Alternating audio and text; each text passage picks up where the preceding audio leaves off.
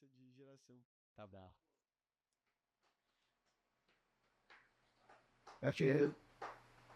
Pode. Fala pessoal, estamos aqui hoje, então começando o nosso primeiro ponto de encontro, né? A ideia é a gente fazer um bate-papo entre gerações, um ponto de encontro entre gerações, falando sobre assuntos atuais, né? E temos aqui pessoas muito especiais, experientes, referências aqui não só para a nossa igreja, mas para todo o Brasil também, né? Vou pedir para cada um se apresentar, falar a sua idade aí, já quem está falando sobre gerações, né? Então pode começar aí, pastor. Olá, gente. Eu sou o Gerson Ortega, sou 69 atualmente e pastor já há mais de 40 anos. Família, graças a Deus, esposa, filhos, netos, por aí vamos. Prazer estar aqui. Oi, muchachos e muchachas, é uma alegria estar aqui com vocês. Sou o pastor Masao Sugihara e já também tenho mais de 40 anos de ministério, liderando igreja, liderando ministério de louvor, organizando eventos. E hoje eu trabalho com um curso para pessoas viciadas em pornografia e sexo. Estamos aí. Demais. Eu sou o peixinho pequeno aqui, sou o Davi, tenho 25 anos, 26 anos. Fiz aniversário semana passada. Tô esquecendo já. Parabéns. Sou casado, tô com uma filhinha chegando aí, a Emma. Daqui a uns 3 meses vou estar com o olho mais roxo aqui sem dormir. Pai. É isso aí, eu sou, para quem não me conhece, sou o pastor Thiago Sugihara, estou com 37 anos, também casado, estou com um filho pequeno aí recém-nascido, né? E pastor da Igreja Relevância, né? Então, todos nós aqui somos da Igreja Relevância, é isso aí. É isso aí. Então, hoje, para começar, né, trouxemos um assunto aí que tanto o pastor Gerson quanto meu pai já começaram com um assunto aí, né? Então, antes da gente, o Davi aqui, que é o jovem aqui da vez, né, vai estar trazendo... Ó, você bateu no cuidado aí. Davi vai trazer umas notícias aí. Dentro das notícias que ele vai trazer, a gente já vai entrar na nossa pauta de hoje. Falar um pouco sobre dinheiro dentro da igreja, comercialização do evangelho, né? E ver a opinião do que vocês acham sobre isso. Pode trazer umas notícias. Tema leve. Isso, começa leve. Quer ler aí, Ti?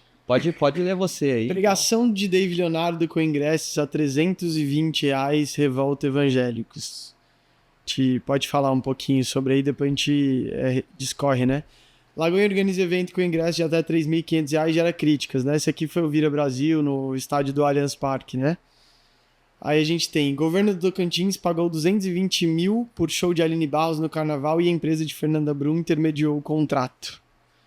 E a gente tem aqui, Camila Barros cobrou 26 mil para pregar em igreja com 30 membros. Bom, antes da gente iniciar aqui, né, nosso intuito não é atacar ninguém pessoalmente também, a gente só trouxe algumas notícias aqui para dar início na conversa, né, também outra coisa que eu queria deixar claro aqui é que todo mundo aqui vai dar opiniões pessoais, né? Então não é nenhum posicionamento fixo da igreja, mas são opiniões pessoais de cada um pra gente deixar mais à vontade o bate-papo aí, né? Então, vamos começar então falando um pouco sobre isso, o que vocês acham, os dois que são também ministros de adoração, já também itinerantes, viajaram o Brasil aí ministrando louvor e pregando. Então, já se vocês puderem falar um pouco sobre o que vocês entendem aí, veem sobre essa questão hoje do pessoal cobrar para ministrar, o valor que estão cobrando para ministrar, qual que é a opinião de vocês em relação a esses assuntos aí? Bichão mais velho começa. Muito obrigado. Bom, eu acredito que os ministros de louvor, os palestrantes, né, eles devem ser honrados e deve-se dar uma oferta a eles. O problema que a gente vê que está acontecendo é o abuso, o excesso, né? E então isso gera essa polêmica, né? Que o cara cobra muito para ir ministrar, tanto louvor quanto dar uma pregação.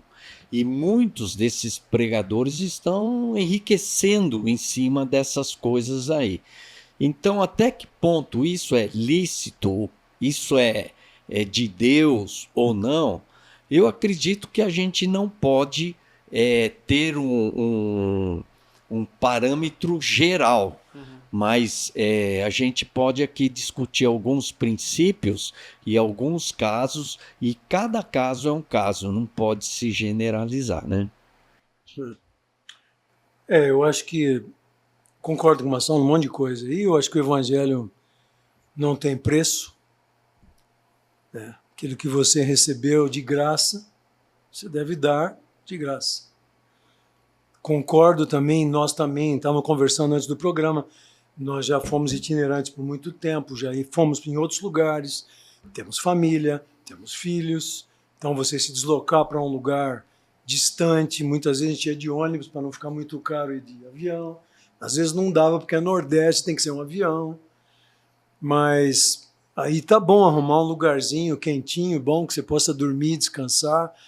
De repente não tem que ser um hotel de 5 estrelas, de repente não tem que ser que tenha um determinado menu para você ficar naquele hotel. Todas essas coisas eu acho que elas não têm muito a ver.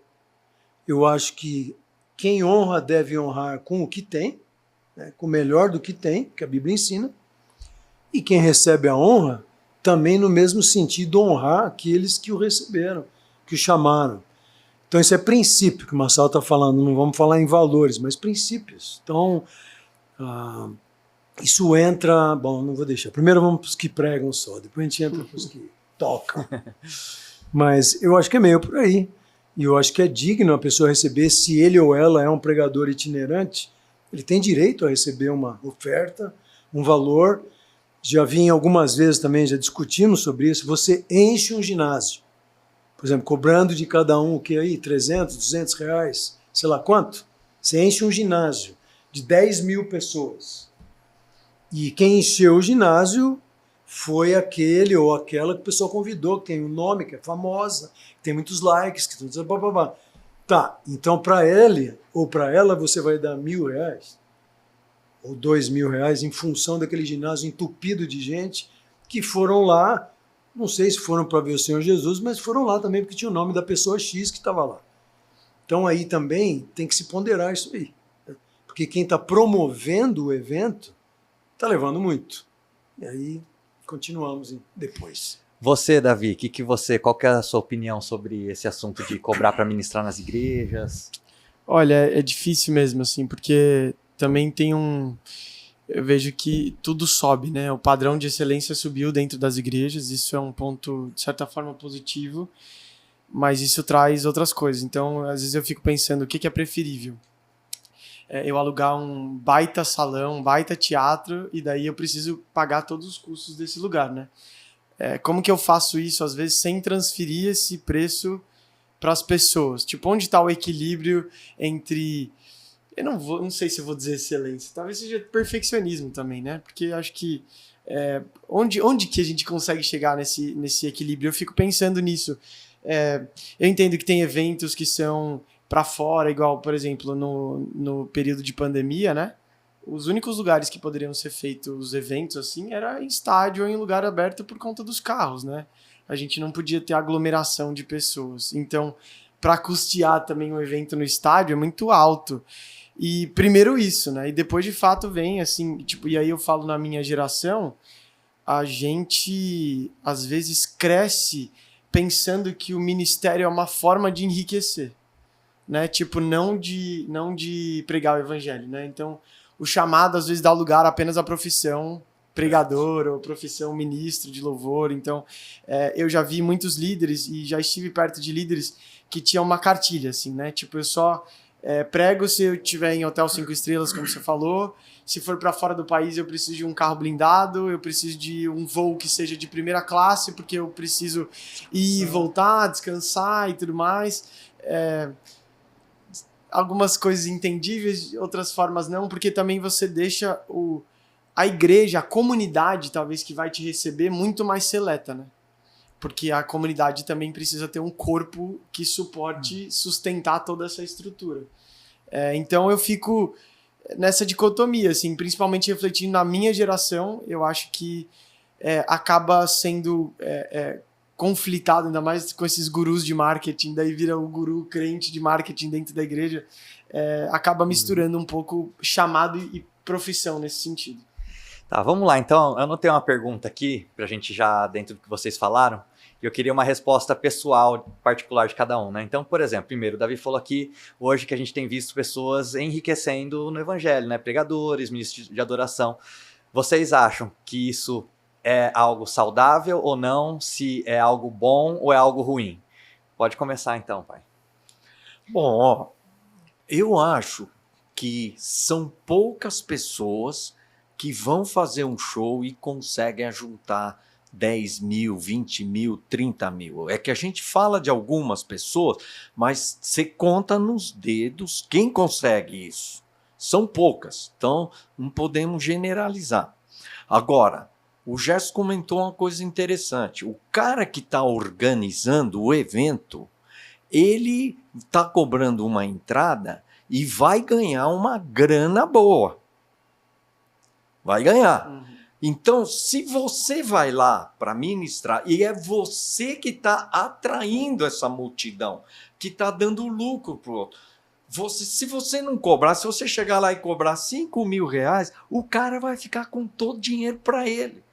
Então, num certo sentido, você tem que cobrar um valor que você acha dentro do evento, que seja razoável, mas você tem que ganhar, porque se você não pegar aquele dinheiro, vai ficar com alguém. Exato. Então, tem despesa? Tem, mas o lucro é grande. Então, a pessoa vai ganhar muito dinheiro. Primeiro ponto. Segundo ponto é que essas pessoas, quando elas cobram, elas têm também uma despesa muito alta, né? Elas pagam os músicos e não sai barato. Né? Tem uma equipe de 5 músicos, às vezes tem um técnico de luz, técnico de som, tem toda uma equipe de produção que tem um custo alto. Então, tem que se levar em conta essas questões quando se fala de dinheiro que ele está ganhando. Agora, já me fizeram essa pergunta várias vezes. Uma questão que eu levanto é o seguinte: se você trabalha e você pode ganhar 10 mil reais, pô, você tem que pegar esses 10 mil reais. Se você trabalha, você pode ganhar 20, 30 mil reais, você tem que fazer, não tem nada errado você ganhar o máximo que você puder dentro daquilo que você faz. Não está errado. E aí que eu vou entrar no ponto que ninguém pensa, que é o mais importante e fundamental nisso, que vai responder a sua pergunta. É o que você faz com esse dinheiro. Entendeu? Então, todos nós, você que trabalha, você que é profissional, é autônomo, você tem que trabalhar e tem que gerar o máximo de lucro nisso aí. E não está errado. Né? Se puder ganhar 100 mil por mês, nossa, que ótimo, que excelente.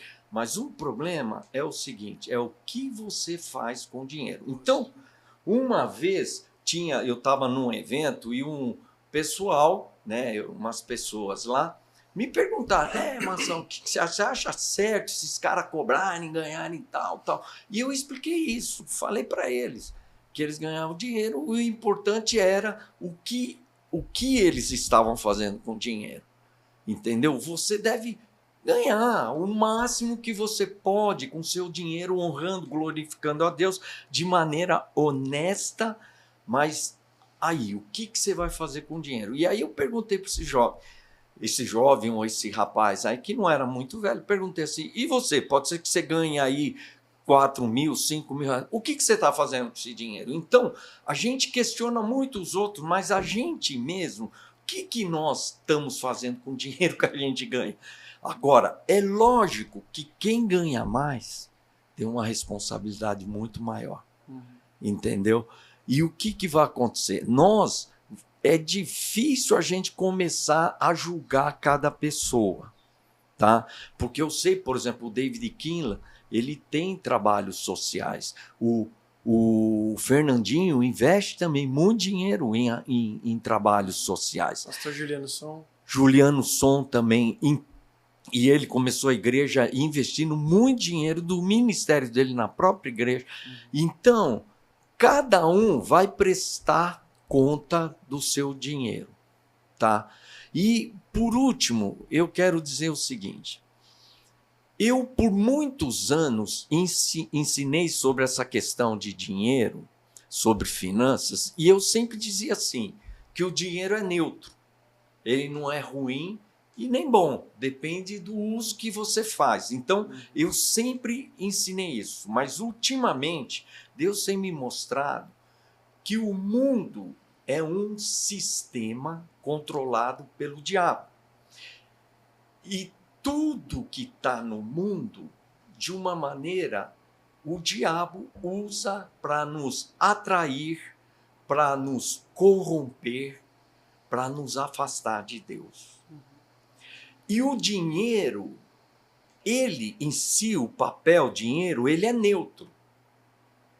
Tá? Mas o dinheiro em si, por fazer parte desse sistema, ele não é neutro. O dinheiro vai corromper.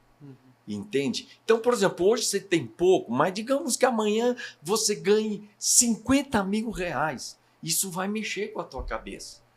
Se amanhã você ganhar 2 milhões, bom, você já vai começar a pensar em coisas que você nunca pensou na sua vida.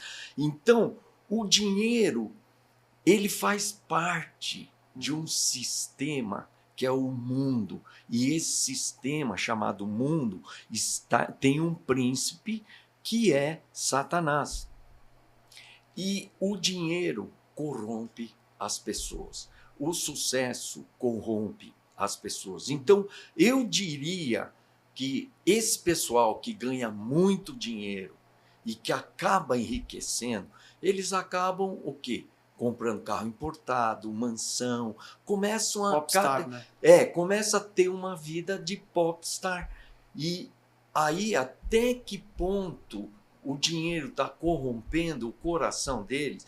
Porque chega num momento em que você começa a criar um padrão de vida e você precisa sustentar esse padrão de vida. E aí não é mais o ministério, é o dinheiro que você precisa para manter o seu padrão de vida. Então, eu creio, assim, pela minha experiência como pastor, como ministro de louvor e observando os ministérios de louvor, que todo o sucesso e o dinheiro acabam corrompendo esses ministros de louvor. Eu conheci um cara, não sei se eu estou falando demais, tá sendo interessante. Eu conheci uma vez um cara lá de Belo Horizonte. E eu estava num evento, estava o Danduque, estavam outras pessoas. E esse cara era muito íntimo de ministros de louvor que estouraram lá de Belo Horizonte. E eu cheguei uma hora, sentei com ele em particular, nós começamos a conversar e ele mostrou nitidamente uma revolta. Sabe qual foi a revolta dele? Porque ele convivia com esses ministros de louvor que estavam agora em grande ascensão na época, né?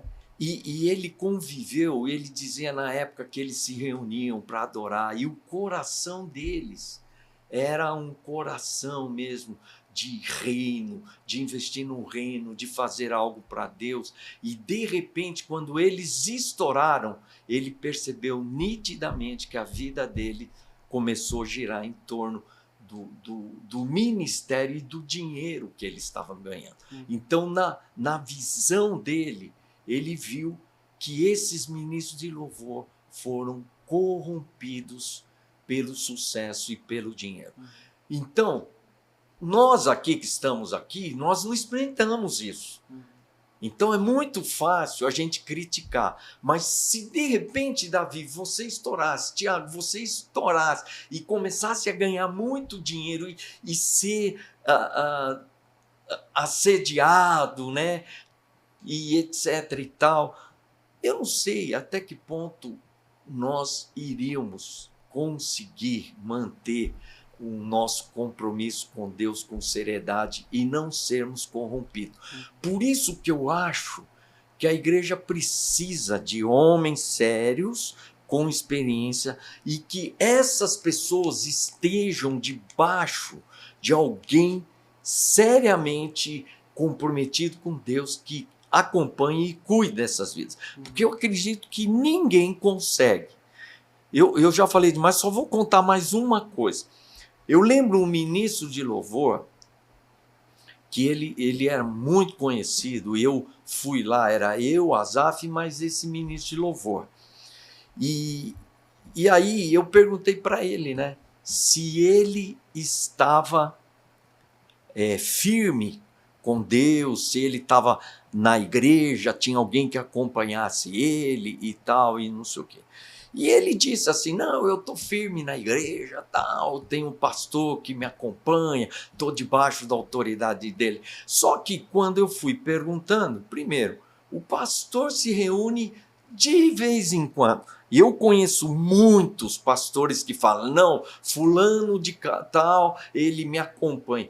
Acompanha, ele usa o nome dessas pessoas para dizer que ele está debaixo de uma grande autoridade que está acompanhando. Mas, na verdade, os caras não estão acompanhando e não estão acompanhando direito.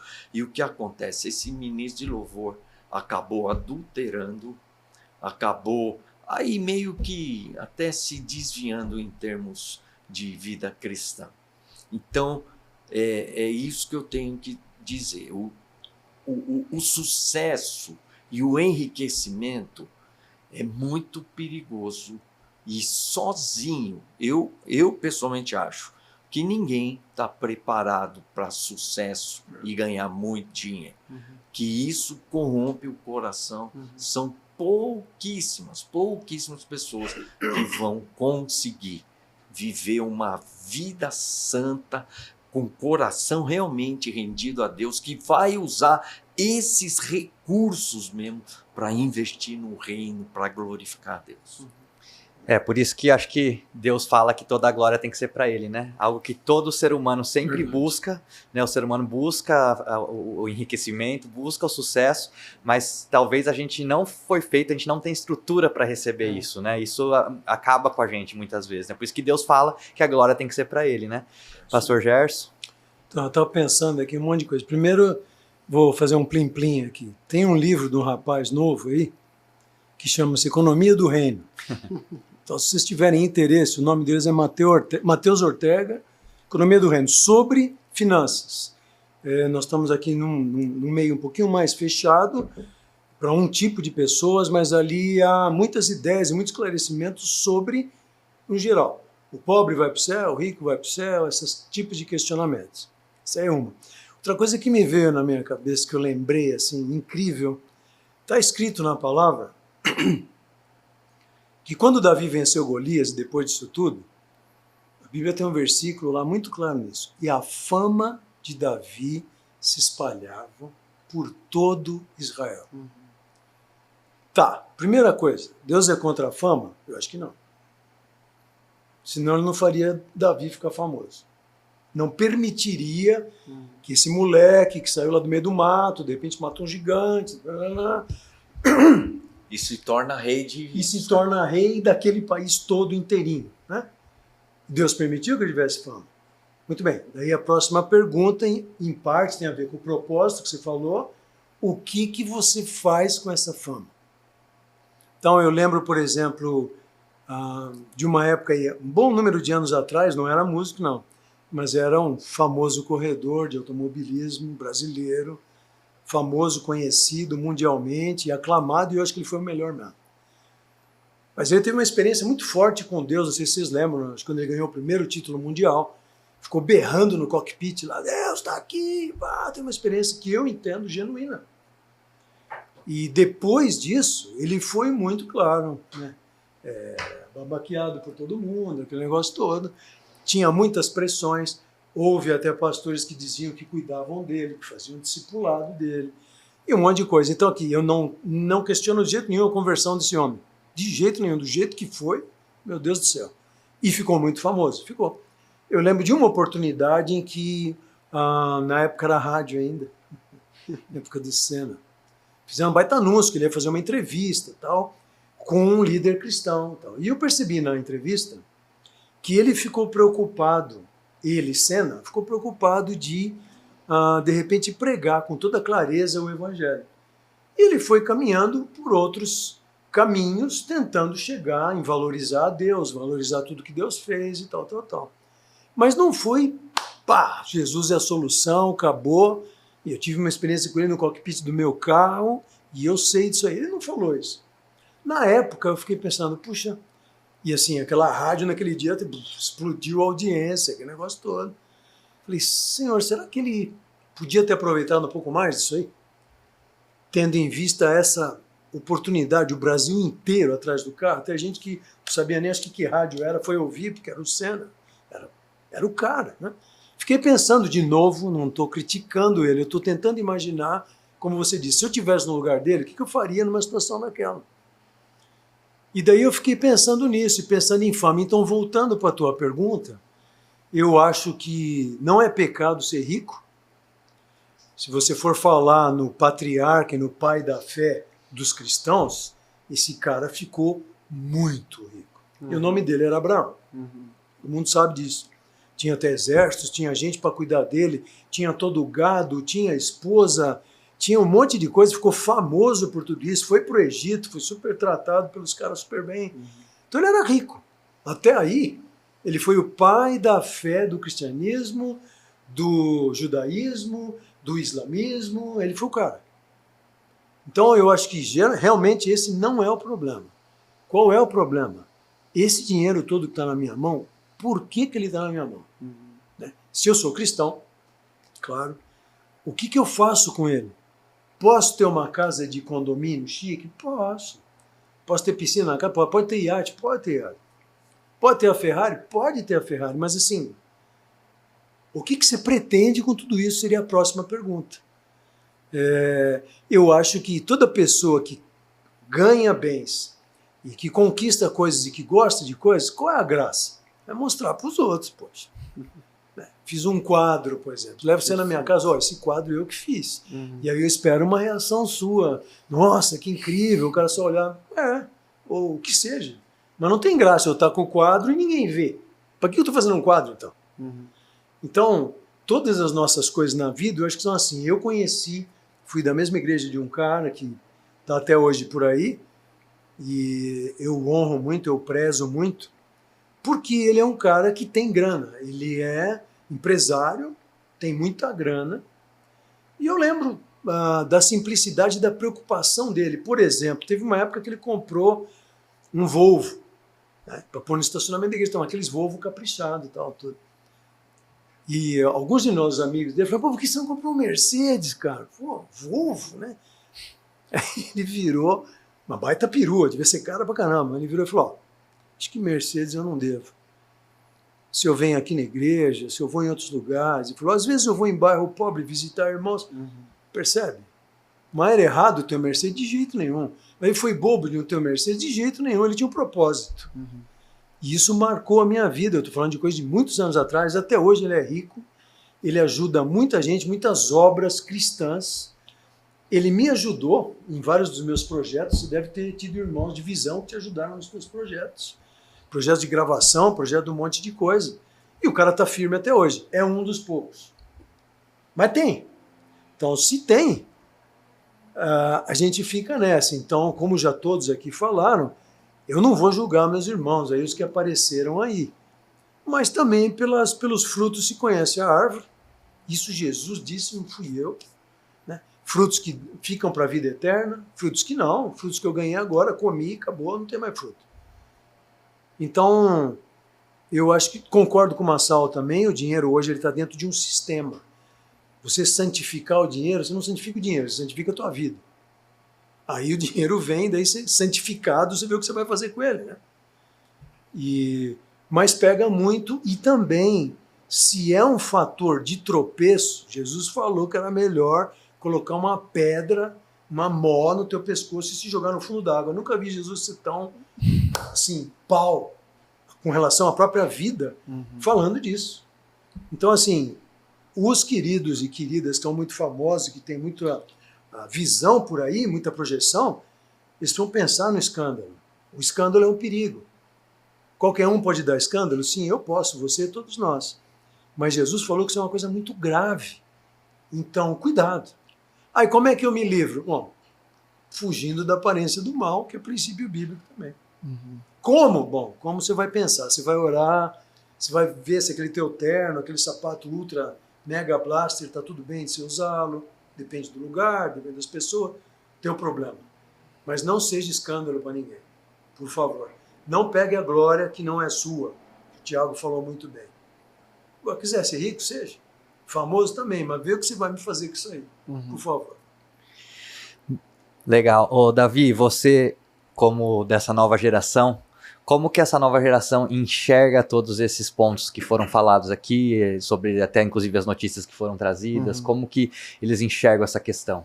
Boa, queria saber também. Eu acho que por cima, assim, é o que eu tenho visto e pensado, assim, existe um desejo pela glamorização do ministério, né? Como o pastor Marçal falou, não é uma vida de um pastor pregando o evangelho, nem de um músico cantando salmodiando. É uma vida de um milionário ganhando, como se fosse um empresário, alguma coisa nesse sentido, ganhando dinheiro, às vezes às custas de abuso, né? Tô falando às vezes porque não é sempre. Eu vejo, tem três assuntos que a gente falou aqui, né? O primeiro deles é o líder e pastor de uma igreja enriquecer, é um quadro. O outro quadro, um líder, ministro e tudo mais itinerante. E aí a gente tem o outro que é empresário, que é vendedor, enfim, que enriquece, né? Tem uma frase de John Wesley muito interessante que ele dizia: ganhe o máximo que puder, guarde o máximo que puder e doe o máximo que puder. É um equilíbrio muito interessante, assim. Então, o que eu fico reflexivo a respeito de líderes locais que estão ganhando dinheiro claramente, né, a partir do dízimo, né, que gira a igreja, que reforma e tudo mais, que investe nas pessoas, mas também que é revertido para o salário de pastores, eu faço às vezes o mesmo paralelo que um servidor público num cargo de um deputado estadual, um deputado federal. Eu penso assim que às vezes estar conectado a pessoas pode fazer você desenvolver vários projetos, né, e então enriquecer. Agora, eu vejo um problema quando é enriquecido apenas às custas do dizimista ou, do caso, do cidadão, né? Tipo, ganhar dinheiro é uma coisa, né? Ser justo e digno do seu trabalho, isso é bíblico. A outra coisa é você enriquecer de fato a tal ponto que a gente às vezes vê notícias, tipo assim, às vezes tem um pastor de uma igreja muito pequena e eu vou entrar num outro assunto já sobre isso, né, relacionado à minha geração, muito pequena, tipo, o pastor tem um baita carro, uma baita casa, e a igreja, tipo, do cara tem uma caixa de som horrível, sabe? Tem um banco completamente desconfortável. A média de público é uma média mais baixa, sabe? Então, assim, é muito distante a realidade, sabe? Então, talvez o mesmo sentimento que a gente tem, às vezes, dos políticos que falam, cara, a gente tá pagando um monte de imposto e tudo mais. Às vezes o dizimista pode se sentir dessa forma. Poxa, a gente tá querendo investir no reino, na verdade, só tá indo pro bolso do pastor, né? Infelizmente, aqui no Brasil, a gente vê isso acontecer bastante. E é dessa forma, infelizmente, que muitas pessoas da minha geração veem liderança dentro de uma igreja. Tipo, a gente tem visto aí profetas com 12 anos, 13 anos, tipo, e daí viralizam na internet e na semana seguinte um Rolex de 100 mil reais no pulso, assim, sabe? Então, e até falo da minha geração, até mais nova que a minha geração, na verdade, bem mais nova da minha geração. Então eu fico pensando onde está o nosso coração, de fato, quando a gente pensa em se tornar um pregador do evangelho, um ministro, né, de canções que alcancem o Brasil, não só o Brasil, as nações também. Onde está o coração e como que também essa geração mais intermediária, né, tipo, está passando a mensagem para a minha geração e a minha geração mensagem para gerações que estão vindo, né? Porque se a gente de fato vender no nosso Instagram essa vida extremamente glamorizada que muitas pessoas têm, infelizmente aí você, igual a gente falou, é quase inevitável, assim, você vê pessoas como o pastor Marçal falou, que só postam sobre isso, só pregam sobre isso. Infelizmente, a gente vê uma tendência alta de trocar de relacionamento, divórcio, um monte de filho por aí, quebra de casamento. Então a gente vê realmente essa brecha que vai abrindo e vai tornando cada vez mais visível para as próximas gerações imagem talvez um pouco mais ilustrada e perfeita que não existe de um ministério que dá muito dinheiro, dá muito lucro e o objetivo é só isso, né? Vocês acham que hoje essa questão aí de ver muitos ministros, pastores, né, influenciadores cristãos enriquecendo, né? Isso é uma porta que atrai mais pessoas para a igreja ou vocês acham que isso é algo que bloqueia as pessoas em relação à igreja? Pois é. Bom, vamos tentar ir para a Bíblia, senão a gente se perde, né? Estreita é a porta e o caminho que leva à salvação. Cada um entende do jeito que quiser. Perfeito. E grande é a porta que leva para os quintos dos infernos, quem nem está percebendo que está indo, né? Então, eu acho que o temor a Deus é um negócio, assim, muito sério. Se a gente vê na Bíblia as pessoas, vê aqueles que temiam a Deus de verdade, vê os que não, vê gente que queria lá, quando o Paulo curava, os caras queriam pagar para ele, para dar esse negócio para ele fazer com os outros. Isso também. Então, eu acho que hoje em dia, Tiago e demais, tentando pensar nisso que você está falando, eu acho que não há o temor que precisa ter. Eu não sou o cara mais santo da terra, não me acho coisa nenhuma.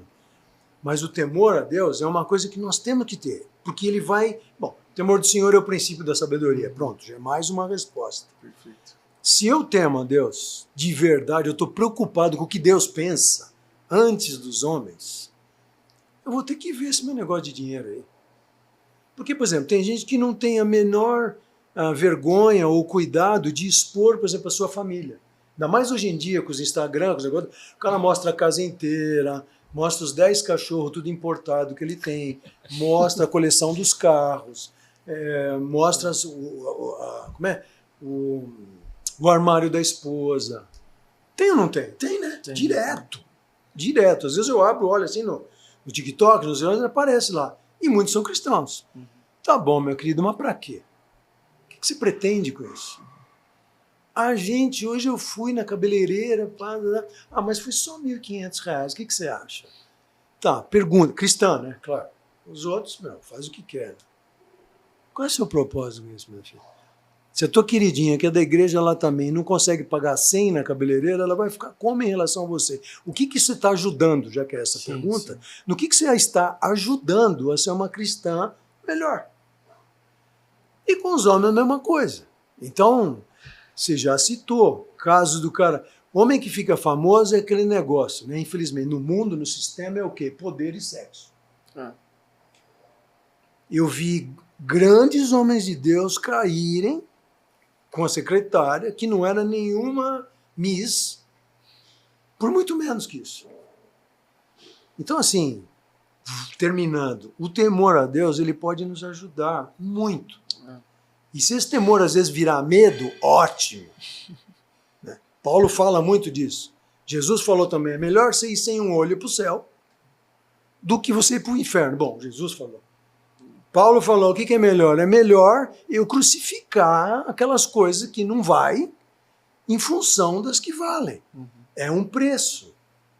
Agora, quem quer pagar o preço hoje, na geração Z, não sei o que lá, quem está disposto a pagar preços?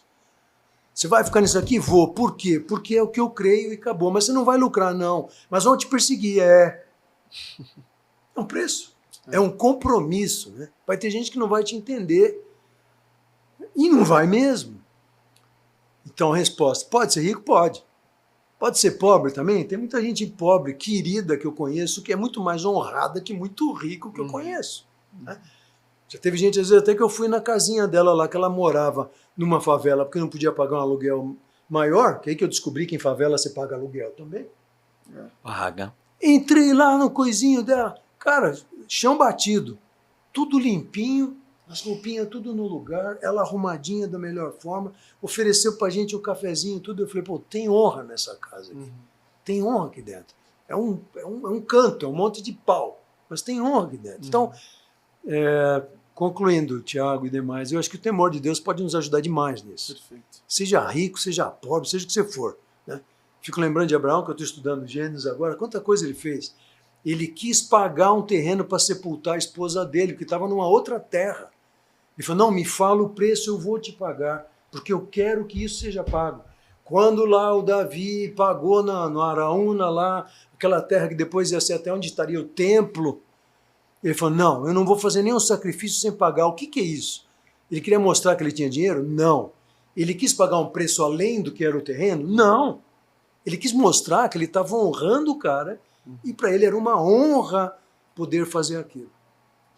É isso aí. Olha, deixa eu contar uma experiência sobre essa questão de pastores enriquecerem, né? Eu fui convidado uma vez para falar numa festa de honra de uma família muito rica no interior, aonde essa pessoa ia assumir um cargo no conselho, que era o topo da empresa, ela ia assumir, e ela me convidou para dar uma palavra. E quando eu fui lá, eu fiquei num hotel ali, e eles falaram para eu vir com um empresário, né? Um empresário grande aí, para eu vir no mesmo carro com ele. Aí quando eu estava vindo no carro com ele, ele me perguntou assim, o que você faz? Aí eu falei assim, eu sou pastor. Ele estava dirigindo, virou para mim meio dando risada e falou assim, então você ganha muito dinheiro, né? Eu achei assim uma falta de educação tão grande dele falar isso, ele nem me conhecia. Bom, aí quando eu cheguei no evento, o pessoal daquela família lá, eles gostam demais de mim e me honram muito, né? E até na hora ali, a forma como me apresentaram e a palavra que eu dei naquela noite, bom, enfim, ele se sentiu tão envergonhado que na volta ele só vinha pedindo desculpa. Mas o que eu quero dizer? A imagem que a gente está passando para o mundo é uma imagem muito ruim de gente que está se enriquecendo em cima do dinheiro de pessoas que às vezes não têm tanta condição. Do trabalhador, do cara que está se esforçando ali para pagar as contas. E ainda tem esses pastores que ficam ricos e também nem dão dízimo deles, né? E essa geração aqui sente isso e joga muito na nossa própria cara de muitos outros. Você é pastor também? Então, eu queria dizer isso, que a imagem que o mundo tem dos ministros, dos pastores, é uma imagem muito negativa. Mas deixa eu dizer uma coisa que, para mim, é muito importante nessa questão de enriquecer, né? Eu tenho aprendido agora uma visão diferente sobre discipulado. Eu tinha uma visão de discipulado, já pensei várias vezes, mas esses últimos tempos eu comecei a ter uma visão sobre discipulado. Qual que é essa visão? Imitação de Cristo. Existe um clássico chamado Imitação de Cristo. E eu comecei a estudar isso, e imitar a Cristo não é imitar, por exemplo, ele levanta o braço direito, a gente levanta o braço direito, levanta o braço esquerdo, ele mexe a cabeça, não é imitar o que ele fazia. E não é imitar essa questão de não mentir, não roubar, não isso, não... Porque o judeu fazia isso. Os fariseus, eles não mentiam, não adulteravam e tal. O que é imitar a Cristo? Tem a ver com ser como Jesus era. Então Paulo, ele dizia, sede meus imitadores como eu sou de Cristo, e eu tenho uma lista de quase 10 versículos falando de imitar a Cristo. Então eu comecei a ganhar uma visão de discipulado como sendo imitar a Cristo e ensinar os outros a imitarem a Cristo. É uma visão assim interessante. Por quê? Porque quando você começa a olhar Cristo e querer imitar aquilo que era a essência do caráter de Cristo, isso é a verdadeira maturidade. Isso é o verdadeiro cristianismo. Sim. E uma das coisas, eu estou citando isso porque vai cair nisso, uma das coisas fundamentais no ministério de Jesus é que ele era desapegado às coisas do mundo. Ele era desapegado às coisas do mundo. Então, se você quer ser um modelo, se você quer ser um modelo de imitação de Cristo, um dos pontos é se desapegar das coisas do mundo. E uma das coisas que eu tenho carregado no meu ministério, na minha vida, e tenho procurado, e eu coloquei isso já há muitos anos, que Mamon não iria mandar no meu ministério. Eu lembro que a minha filha, e a Carol e o Rafael, né, são casados e iam para os Estados Unidos. E eu pensei, era o último culto deles na igreja, eu pensei, o que eu vou fazer para marcar a vida deles? Porque eles vão morar lá, nós vamos estar um pouco separados, tal, eles vão começar a viver uma outra vida. E me veio essa questão que os Estados Unidos é um país muito materialista. Então, eu lembro que eu preguei a mensagem e no final do culto, eu levei o meu diploma de engenharia civil. Eu sou formado na Escola Politécnica da USP, Universidade de São Paulo, e é um diploma assim muito bonito, né? E eu levantei ele porque estava num quadro assim, e falei para minha filha: "Você já tinha visto esse diploma?" Ela falou: "Não, porque eu nunca pendurei esse diploma." E aí eu fiz um ato, né? Eu tirei o diploma do quadro e eu cortei, chamei o Tiago, você lembra? O Tiago e a Carol. Eu cortei o diploma pelo meio e dei para o Tiago e para a Carol e falei assim para eles: eu quero que vocês saibam de uma coisa, que o pai de vocês fez de tudo para que Mamon nunca mandasse na vida deles. Então, Jesus, ele é um modelo disso. Mamon nunca mandou na vida dele. Ele nunca sequer se apegou a qualquer coisa nesse mundo. E se nós queremos ser imitadores de Cristo, nós temos que nos desapegar das coisas desse mundo.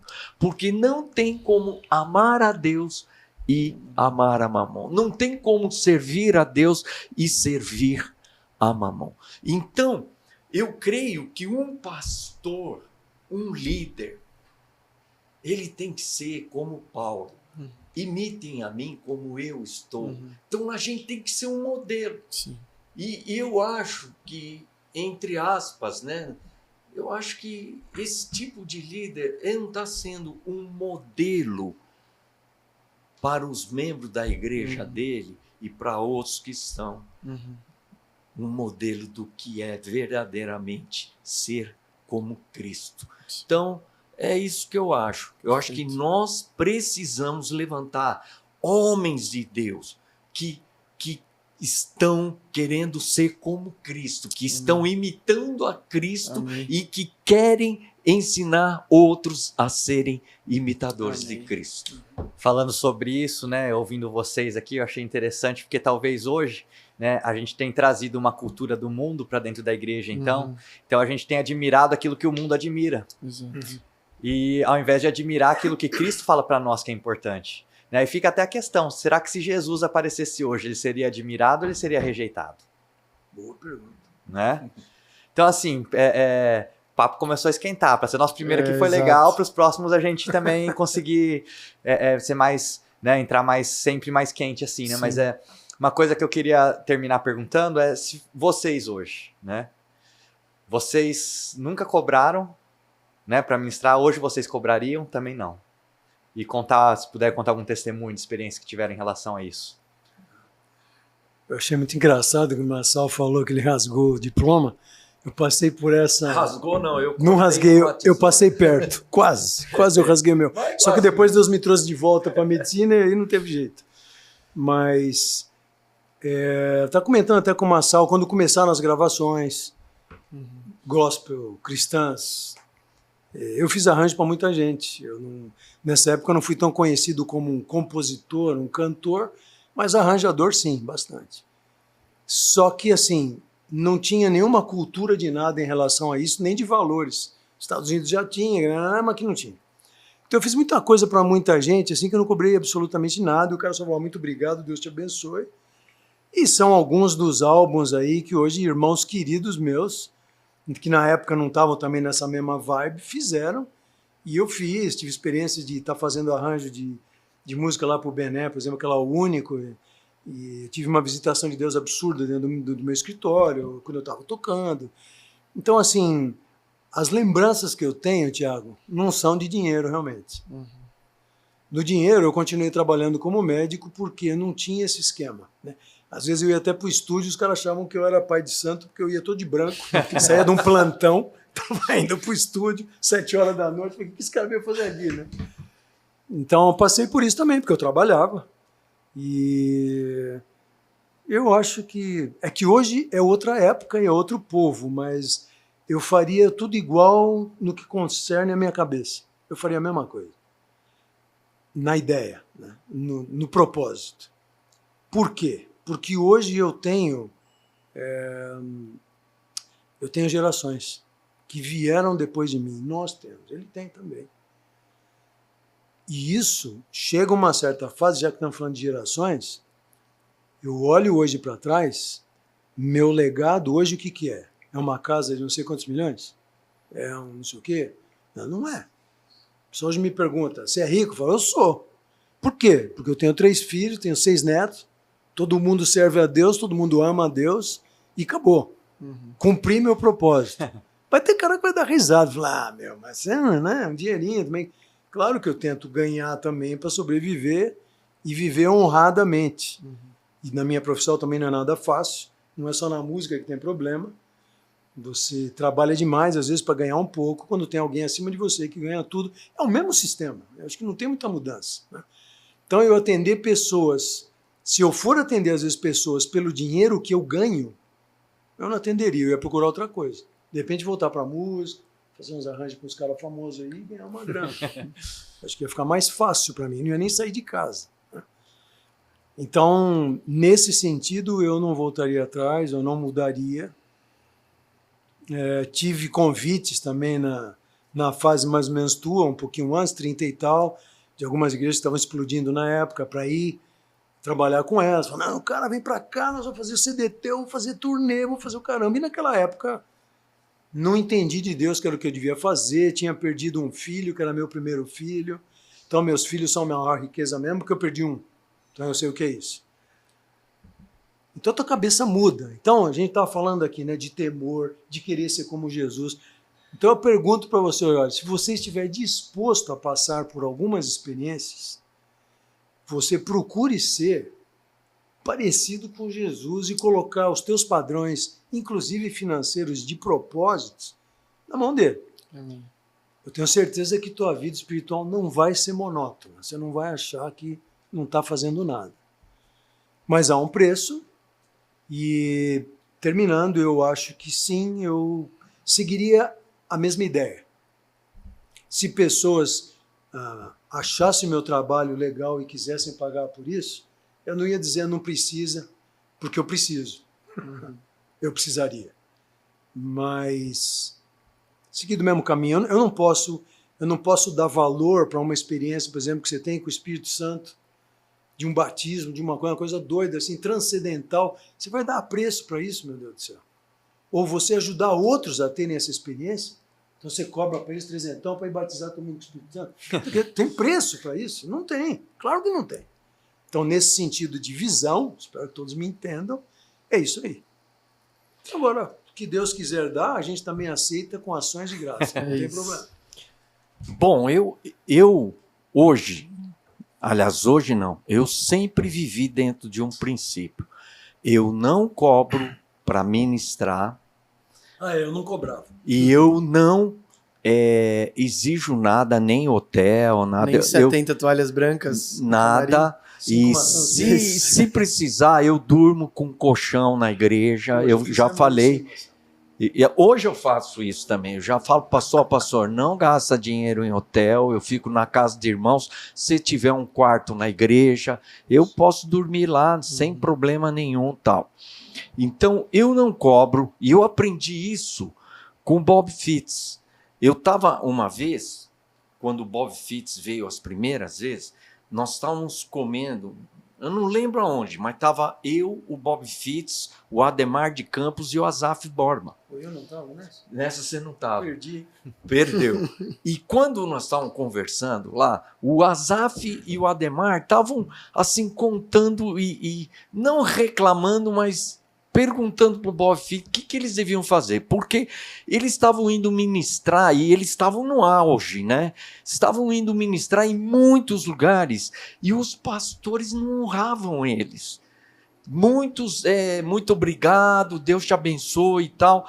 Então, eles estavam perguntando, né, para o Bob Fitts, como é que você faz? E o Bob Fitts contou o testemunho dele. Ele disse assim, o pai dele... Para quem não conhece, o Bob Fitts foi um dos maiores ministros de louvor do mundo. Ele ficou muito famoso, né? Um ministro muito ungido. E ele falou que quando ele estava começando o ministério dele, o pai dele era um pastor batista. E falou bem assim, Bob, não coloque um preço no seu ministério. Aonde você vai, você não cobre.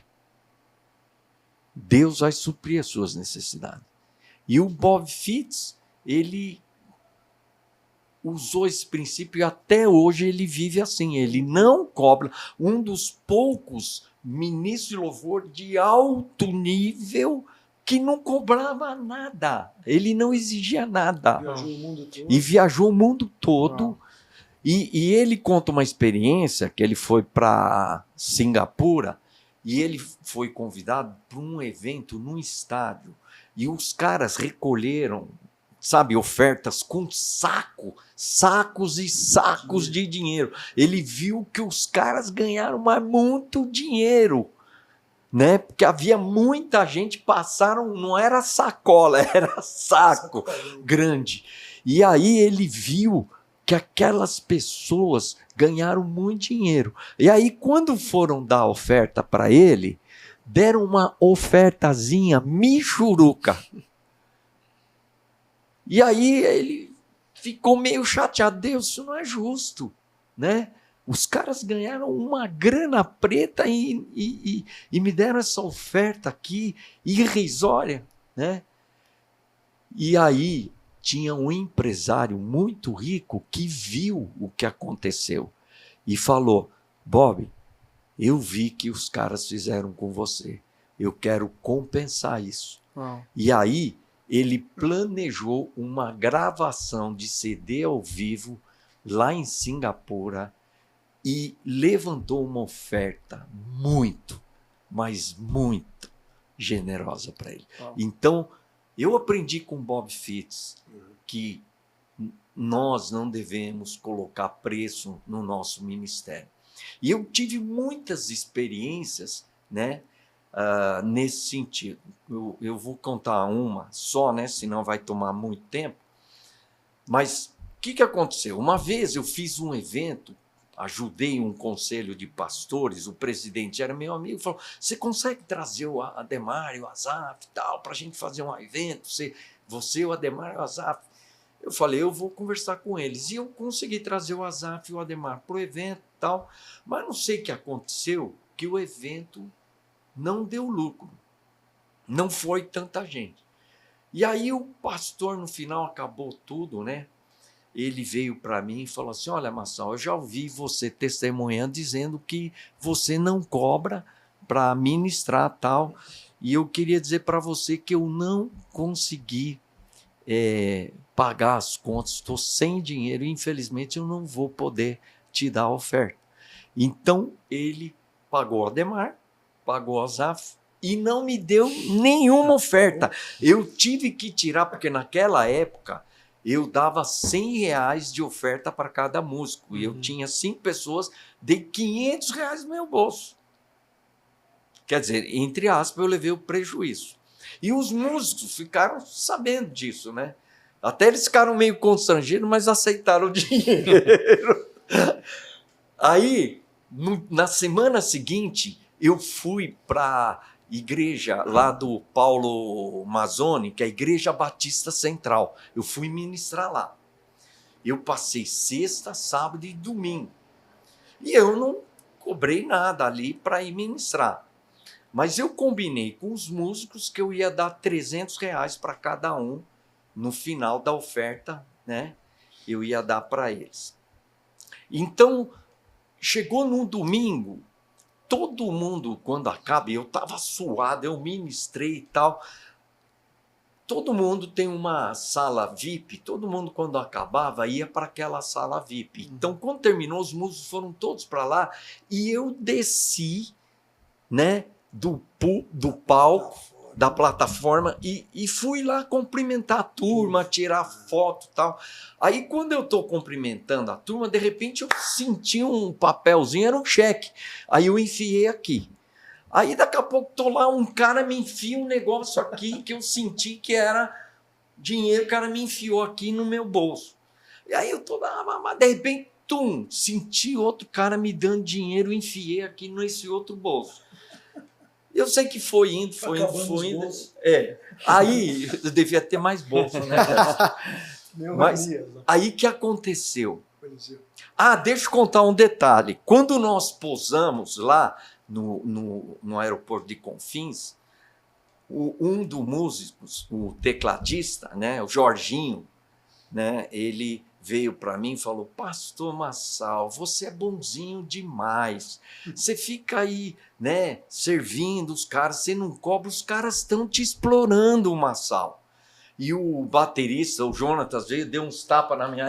pastor, você vai ainda sofrer muito, tal, não sei o quê. Aí eu falei para ele o seguinte: olha, gente, talvez o maior testemunho que eu dou não é lá em cima, mas é a maneira como eu vivo e dependo de Deus. E eu falei isso lá quando nós fomos ministrar. Aí, quando eu estava ministrando, aconteceu tudo isso. E aí, no final, veio o contador da igreja, veio com um saco, aquele pardo, mas veio cheio de dinheiro, assim. Eu falei: nossa, deve ter aqui $1 milhão, né? Que eu não estava acostumado a receber tanto dinheiro. Bom, enfim, nós entramos numa Kombi e fomos para o aeroporto. Quando eu olhei, fui contar o dinheiro que a igreja me deu uma oferta de R$ 5.000, que naquela época era uma oferta muito generosa. E aí, como eu recebi R$ 5.000, eu estava acostumado a ficar com R$ 1.000, né, R$ 1.500, mas R$ 5.000 era muito dinheiro para mim. Aí eu cheguei e resolvi fazer o seguinte: dar um pouco mais para os músicos. Aí eu virei para trás e falei assim: turma, eu acertei com vocês que eu ia dar R$ 300, mas nós recebemos 5.000 de oferta, eu vou aumentar a oferta para vocês, eu vou dar R$ 500, todo mundo... E aí aquele igual dinheiro para cá, dinheiro para lá, e aquela alegria, né? Tal. E eu, então, dei aquele dinheiro para eles, né? E aí eu lembrei do cheque. Aí eu puxei um cheque, né? Vi lá R$ 500.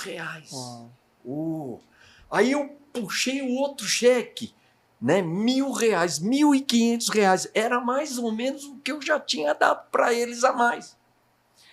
Aí eu puxei o terceiro, último cheque, eu olhava assim, ia para lá e para cá, porque eu tava assim, eu não enxergo bem, né? Mas era tanto zero. Sabe o que era? Era um cheque de R$ 10.000. Eu não acreditei. Uau. Eu ficava olhando para ver se não era mil. Se era 1.000 ou era 10.000. E aí eu virei para trás e falei: turma, eu fui generoso com vocês, não fui? Aí a turma: não, pastor, você é legal, você foi generoso com a gente e tal, né? Eu falei assim: olha, eu quero dizer para vocês que Deus foi muito mais generoso comigo. Ele me deu um cheque de R$ 10.000 e todo mundo... Aí eu falei assim: olha, isso eu não vou rachar com vocês, não. Eu peguei. Mas eu quero dizer para vocês que eu tenho outras histórias, né, que eu posso contar para vocês aqui. Como que Deus, né, numa semana eu levo prejuízo e na outra semana eu recebo 12.500 de oferta. Então, eu quero dizer, E Deus me falou assim, Marçal, eu cuido de você. Uhum. Não se preocupe.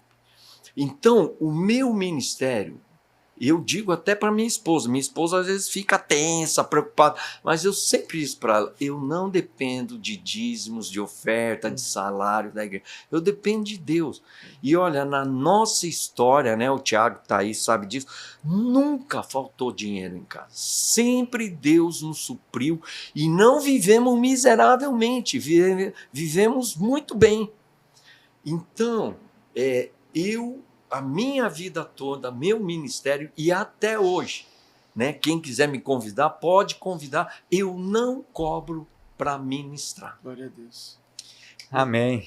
Bom, gente, é isso aí, foi muito bom.